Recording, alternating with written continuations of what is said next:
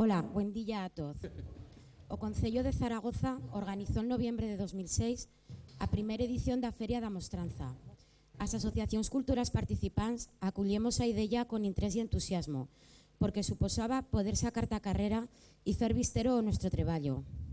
Asinas como facilitar o contacto entre os colectivos que nos dedicamos a la defensa e difusión da luenga e a cultura popular aragonesas.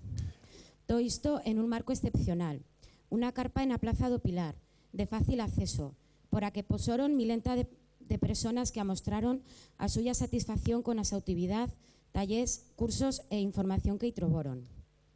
Lamentablemente, e dimpués dunha sola edición, a Feria da Mostranza ha desaparecido do mapa de actividades municipais, sin máis explicacións.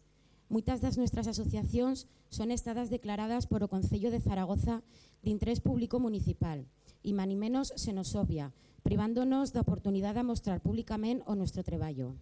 Unha situación que en todo o tecido asociativo cultural consideramos paradóxica e contradictoria. Por todo isto, creyemos que lle dunha importancia graniza a nosotros e por a súa extensión tal os intereses culturales dos zaragozanos que torne a convocarse e a organizar a Feria da Mostranza, en os mesmos ou similares términos con que estió convocada en noviembre de 2006. A nuestra pregunta lle: ¿cuáles son os motivos que han levado a la supresión da Feria da Mostranza en 2007? ¿Vía intención por parte do Concello de reprenela ata o año 2008 e veniens? Convencidos que a nuestra demanda será atendida, reculla o nuestro agradecimiento en nombre de todos os colectivos que dunha traza ou datra nos dedicamos a recuperar e difundir a nuestra cultura, que lle a de todos vostede. Gracias.